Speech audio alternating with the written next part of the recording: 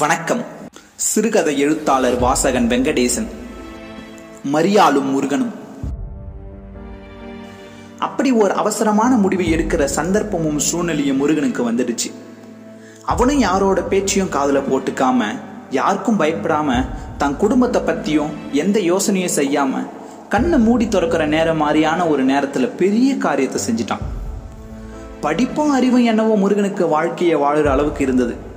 இருக்கிற கிராமத்துல நல்ல பேர் தான் சம்பாதிச்சு வச்சிருந்தான். அந்த 27 வயசுலயும் ஊர்ல எல்லாருக்குமே அதிர்ச்சியா தான் இருந்துச்சு இந்த விஷயம் கேள்விப்பட்டதும். என்ன பண்றது, விதின்னு ஒண்ணு இருக்குல்ல அப்படின்னு நிறைய பேர் பெருசு பண்ணல இத. இருந்தாலும் சில கட்சியில எச்ச சோறு தின்னுட்டு கொடி தூக்குற ஆளுங்க ஊர்ல இருந்தாங்க. அவங்க தான் இதை சாதி பிரச்சனையா மாத்தி ஊரை ரெண்டாக்கி குளிர்காய காத்துன்னு இருக்காங்க. முருகா, நாம செஞ்சது தப்பாடா என்னை தோலை மெல்லமாய் தொட்டு கேட்டாள் மரியாள். நாம பண்ண தப்புலையும் ஒரு நல்லது நடந்திருக்குடி, என்னன்னு சொல்லவா? நல்லது சொல்லு. அதுவா, நம்ம 2 மதத்துக்குள்ள கல்யாணம் கட்டி வச்சிருக்கோம். மௌன சிரிப்பில் சொல்லி முடித்தான் மரியாள். ஓ அப்படியா? பதில் புன்னகை பூத்தாள். முருகனின் அலைபேசி அலர்ந்தது.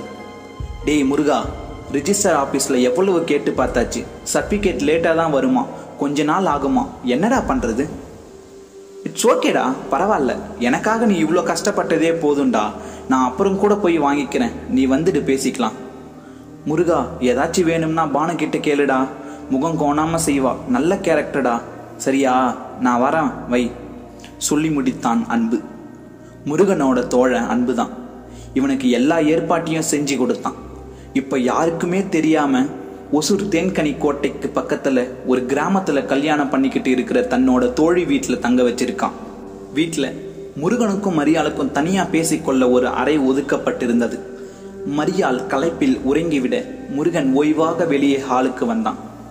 பானுவின் குழந்தைகள் 4-5 பொம்மைகளை வைத்து விளையாடி கொண்டிருந்தன. அதை பார்த்தவுடன் முருகன் அசையாமல் நின்றான்.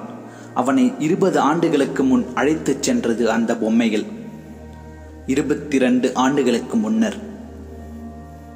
அமுதா, எப்படி வந்த? ஊர்ல எல்லாரும் நல்லா இருக்காங்களா?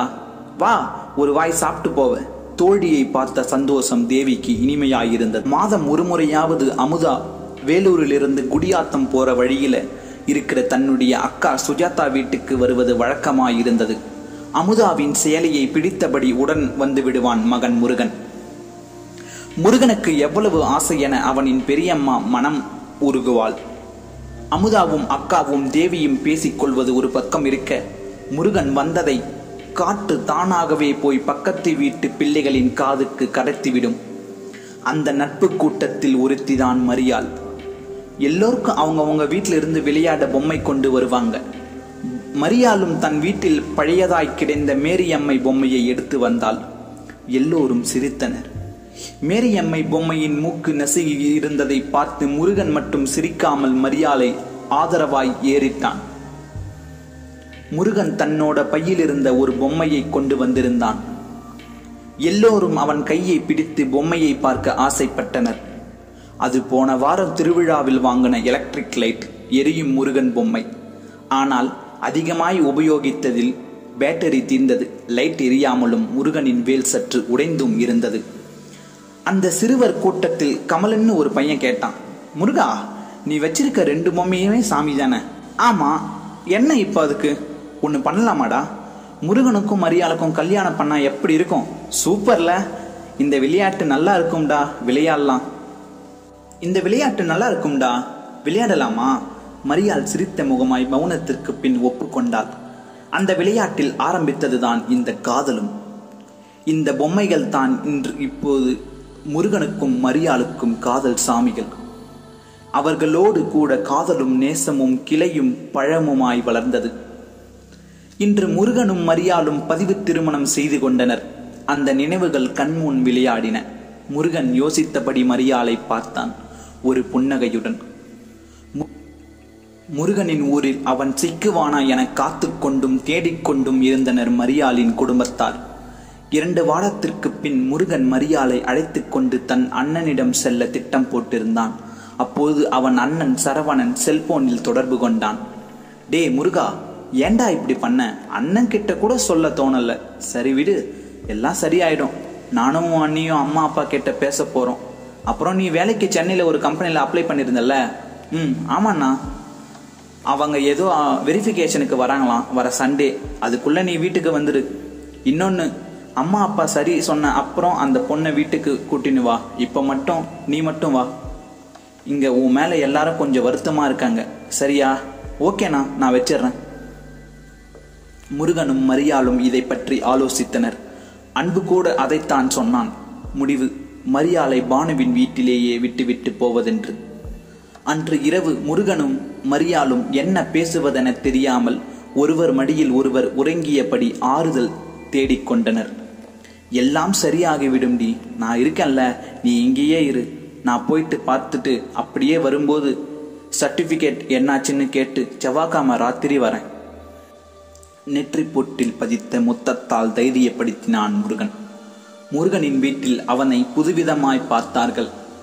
ஆறுதல் சொல்வதா இல்லை ஆத்திரம் காட்டுவதா என எல்லோருக்குமே குழப்பம். அம்மா அப்பா இருவருமே அவனிடம் பேச தவித்தார்கள்.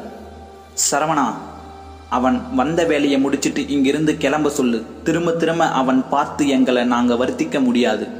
எப்படி வாழ வேண்டியவன், அழுது முடித்தார் அப்பா. முருகன் எதுவும் பேச இயலாத பொம்மையாய் நின்றான். முருகன் ஊருக்குள் வந்துவிட்டான் என்ற செய்தி மரியாளின் வீட்டாருக்கு தெரிய வர முருகனை வெட்ட வகை தேடி கொண்டிருந்தார்கள். வெரிஃபிகேஷனும் முடிந்தது. ஆனால் மரியாளின் வாழ்க்கை இப்படி ஆகும் என முருகன் நினைக்கவே இல்லை.